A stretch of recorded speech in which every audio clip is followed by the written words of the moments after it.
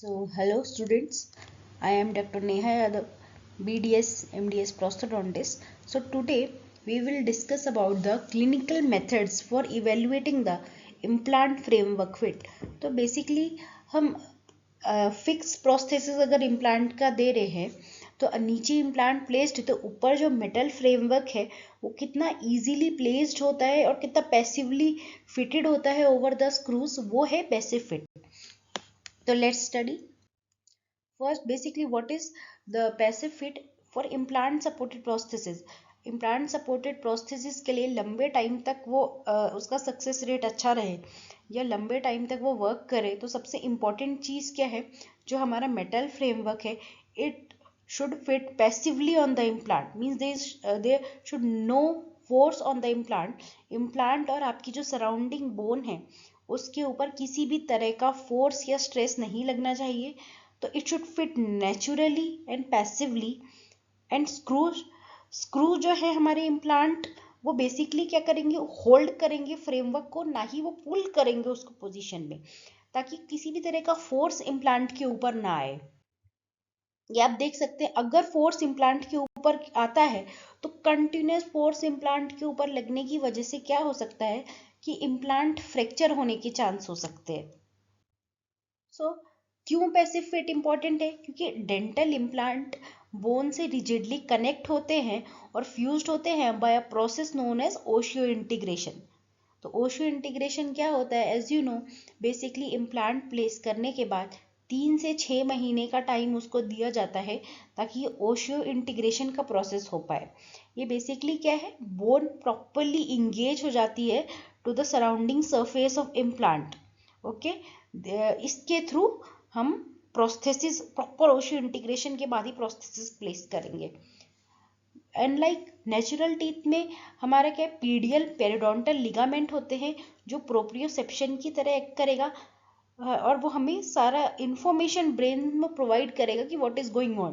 But implant में ऐसा कुछ नहीं है, पीडियल है नहीं, तो हमें पता नहीं चलेगा कि कितना अमाउंट ऑफ स्ट्रेस लग रहा है, हार्मफुल स्ट्रेस लग रहा है हमारे बोन में. तो इसकी वजह से हमारा क्या हो जाता है, मैकेनिकल कॉम्प्लिकेशन. अगर फ्रेमवर्क फिट नहीं हो रहा और हम स्क्रू को टाइट करने के ट्राई करेंगे फ्रेमवर्क को फिट करने का, तो over the time internal stress के वजह से हमारा प्रोस्थेटिक स्क्रू जो हमारे अबटमेंट के ऊपर प्लेस्ड हो रहा है, अबटमेंट स्क्रू, ये सारे वीक हो जाएंगे, लूज हो जाएंगे. स्क्रू अबटमेंट या फ्रेमवर्क का फ्रैक्चर हो सकता है. आपका फाइनल प्रोस्थेसिस में डिस्टॉर्शन के चांसेस हो सकते हैं.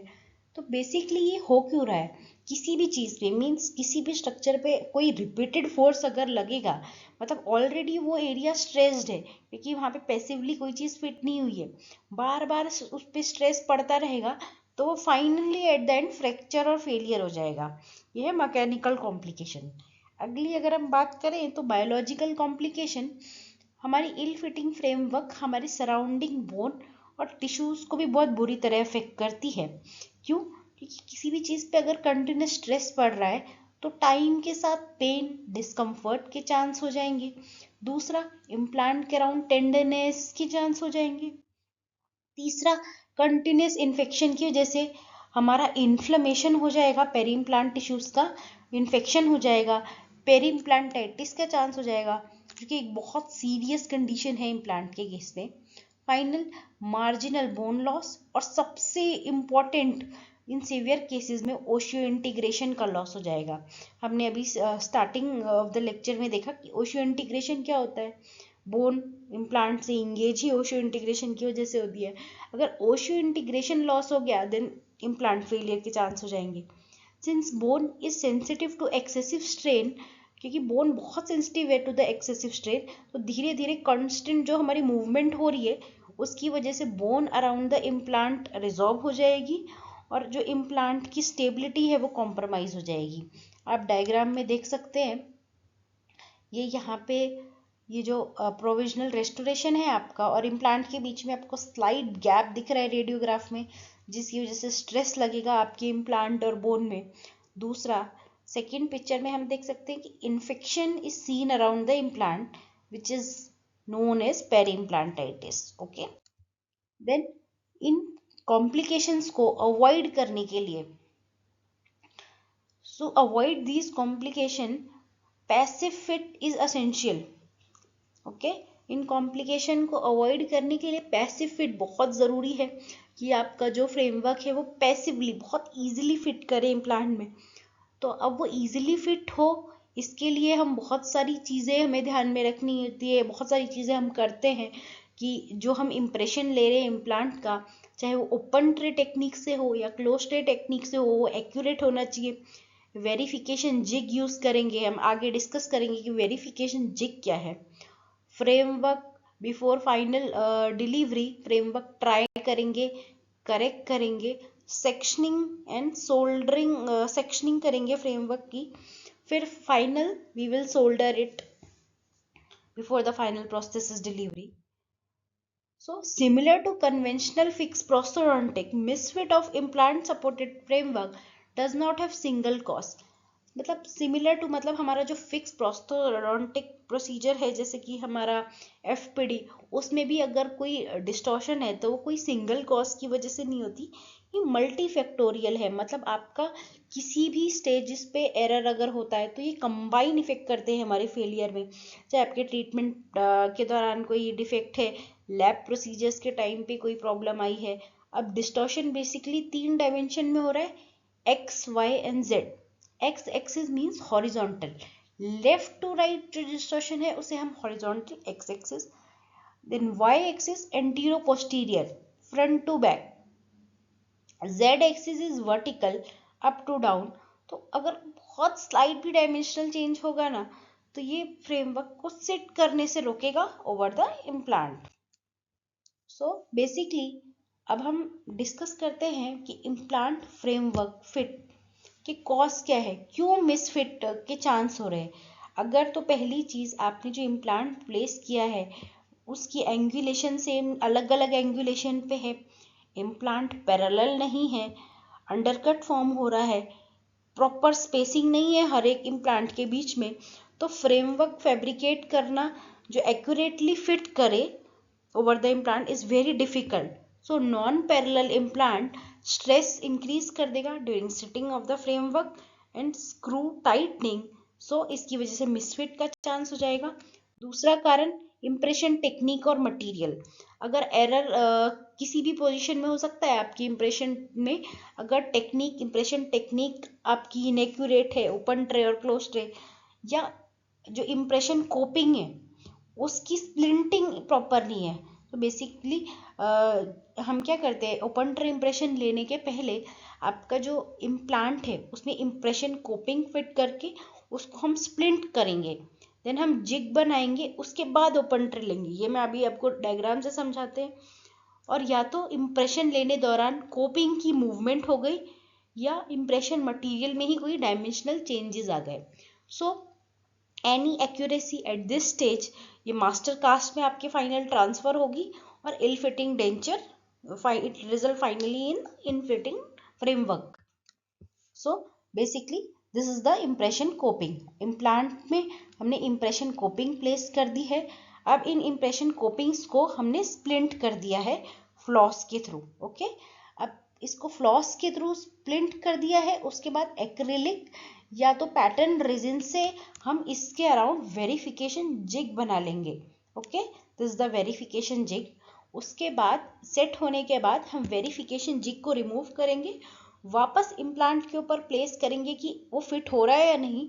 अगर नहीं फिट हो रहा है तो हम ये वेरिफिकेशन जिग को ब्रेक करेंगे, पार्ट्स में फिट करके देखेंगे, जिस ये बेसिकली पोजीशन बताता है इम्प्लांट का।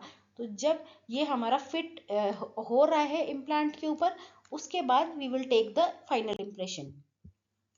और मिसफिट का कारण हो सकता है फ्रेमवर्क फैब्रिकेशन प्रोसीजर के टाइम पे अगर कोई प्रॉब्लम हो, मतलब लैब प्रोसीजर में कोई प्रॉब्लम हो, या तो वैक्स पैटर्न जो बनाया हमने वो श्रिंक कर जाए, कास्टिंग में कोई इनएक्यूरेसी आ जाए, metal shrinkage during cooling, inadequate finishing polishing. So each laboratory step ये धीरे धीरे एक स्मॉल एरर ऐड कर रहा है, वो फाइनली एक्यूमुलेट होके मिसफिट रिजल्ट करेगा। फ्रेमवर्क डिज़ाइन, अगर फ्रेमवर्क डिज़ाइन प्रॉपर नहीं है तो मिसफिट हो जाएगा। अगर लॉन्ग स्पैन फ्रेमवर्क है, कोई भी चीज़ अगर लॉन्ग स्पैन है, थिन है तो फोर्स ज़्यादा लगेगा। अगर फ्रेमवर्क थिकनेस एडिक्वेट नहीं है, जो कनेक्टर है वो एडिक्वेट नहीं है, तो मल्टीपल इम्प्लांट है, कॉम्प्लेक्स डिजाइन है, उस केस में प्रोन टू डिस्टॉर्शन हो जाएगा। क्लिनिशियन एंड टेक्नीशियन एक्सपीरियंस, तो दोनों का ही रोल बहुत इंपॉर्टेंट है। अगर क्लिनिशियन, अगर आपका एक्सपीरियंस नहीं है, इम्प्लांट प्लेसमेंट या इम्प्रेशन मेकिंग में कोई प्रॉब्लम है, तो मिसफिट का चांस हो जाएगा। या तो अगर टेक्नीशियन एक्सपीरियंस नहीं है, तो casting, sectioning, soldering, finishing, lab, any lab procedure में अगर कोई प्रॉब्लम हुआ तो मिसफिट के चांस हो जाएंगे। So basically prosthesis span length का क्या फर्क पड़ता है मिसफिट में, अभी हम देखते हैं। अगर इम्प्लांट ज्यादा है या लेंथ ज्यादा है, ऑब्वियसली फोर्स ज्यादा लगेगा, डिस्टॉर्शन होगा, और लॉन्ग स्पैन फ्रेमवर्क को बनाना भी बहुत डिफिकल्ट है। सो वन पीस कास्टिंग और डिस्टॉर्शन बहुत डिफिकल्ट है। आइडियल कंडीशन अगर हो तो भी स्लाइड डिस्टॉर्शन तो होगा ही। क्यों? क्योंकि वैक्स श्रिंक हो जाएगा, मेटल श्रिंकेज हो जाएगा ड्यूरिंग कूलिंग एंड कास्टिंग। तो स्टडीज क्या कहती हैं कि डिस्टॉर्शन 100 माइक्रोमीटर जितना तो होगा ही। तो कौन से मेथड है जिससे फ्रेमवर्क मिसफिट रिड्यूस कर देंगे? बहुत सारी टेक्निक है। फर्स्ट है इम्प्रूव इम्प्रेशन टेक्निक। अगर हम एक्यूरेट टेक्निक यूज करेंगे और मटेरियल, तो अगर वो इम्प्रेशन अच्छा है तो वो इम्प्लांट का पोजीशन भी एक्यूरेट रिकॉर्ड करेगा, तो वो हमारी मास्टर कास्ट में एरर नहीं होंगे, तो फ्रेमवर्क मिसफिट नहीं होगा। दूसरा वेरिफिकेशन जिग, हमारा कास्ट का एक्यूरेसी चेक करता है और confirm the position of implant इंट्राओरली।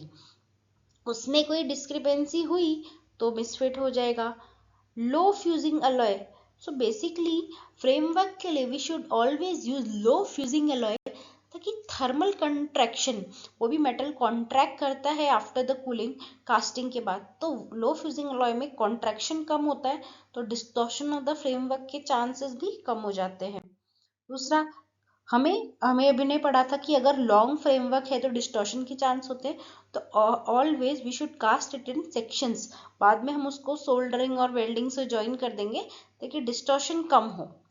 दूसरा, मास्टर रेफरेंस कास्ट, एक हम रेफरेंस मास्टर कास्ट भी रखेंगे to cross verify the framework fit, कि एक्यूरेटली फिट हो रहा है या नहीं, और डिटेक्ट कर लो कि कोई इनएक्यूरेसी है तो नहीं है, तो फाइनल डिलीवरी की वजह से, ताकि हमारे पास एक्यूरेट प्रिसीशन हो। सो सेक्शनल सोल्डरिंग क्या है? ये बेसिकली इसकी वजह से डिस्क्रिपेंसीज करेक्ट हो जाती है, ओवरऑल फिट इंप्रूव हो जाता है। सो इन केस अगर आपका डिस्क्रिपेंसी स्लाइट है, तो हम क्या कर सकते हैं? We can use a compensatory cement technique. इसमें बेसिकली क्या होता है, अगर वैसे फिट इम्प्लांट फ्रेमवर्क नहीं हो पा रहा है, तो सम क्लिनिशियन बेसिकली ये टेक्निक यूज करते हैं ताकि अगर माइनर चेंजेस है हम उसको ठीक कर सके between the abutment and framework. तो ल्यूटिंग एजेंट यूज करते हैं हम इसमें as observing medium, which is first scale technique, keyed abutment luting technique call. ये framework is fabricated slightly internal surface से ओवरसाइज्ड हम फ्रेमवर्क फैब्रिकेट करेंगे अबटमेंट के एरिया पे, तो प्रोस्थेसिस की डिलीवरी के टाइम पे हम लो मॉड्यूलस ल्यूटिंग सीमेंट, जब हम प्रोस्थेसिस डिलीवर कर रहे हैं तो ल्यूटिंग सीमेंट, रेजिन या कोई प्रोविजनल सीमेंट हम फ्रेमवर्क और अबटमेंट के बीच में प्लेस कर देंगे। ओके, तो आराम से वो प्रोस्थेसिस फिट कर जाएगा और इट अलाउ टू सेट, आराम से उसको सेट होने देंगे without forcing the framework into the position. फिर उसके बाद एक्सेस सीमेंट रिमूव करेंगे और स्क्रू को टाइटन कर देंगे। एडवांटेज क्या है? अगर कोई माइनर मिसफिट है तो ये उसको इम्प्रूव कर देगा एंड इंटरनल स्ट्रेस रिड्यूस करेगा, passive fitting of the framework बढ़ा देगा। बट लिमिटेशंस क्या है इसकी, कि ये स्लाइट फ्रेम मिसफिट के लिए यूज होता है, नॉट फॉर लार्ज। अगर कोई सीमेंट रेमनेंट रह गए तो पेरी इम्प्लांटाइटिस के चांसेस हो जाएंगे। बहुत सीवियर कंडीशन है पेरी इम्प्लांटाइटिस, ये बेसिकली पूरा इम्प्लांट फेलियर कॉज करती है। Then second is preci disc prosthetic system. It is in this basically हम एक डिस्क यूज करते हैं जो हम सीमेंट के थ्रू अबटमेंट पे प्लेस करते हैं और फ्रेमवर्क उसके ऊपर अटैच करते हैं। ठीक है, it basically use a resilient plastic disc, preci disc which act as a stress breaking and compensatory element. Stress को ब्रेक करता है और माइनर डिस्क्रिपेंसी को ऑब्जर्व करता है. सीमेंट यूज होता है to lute the framework over the disc to achieve the passive seating advantage.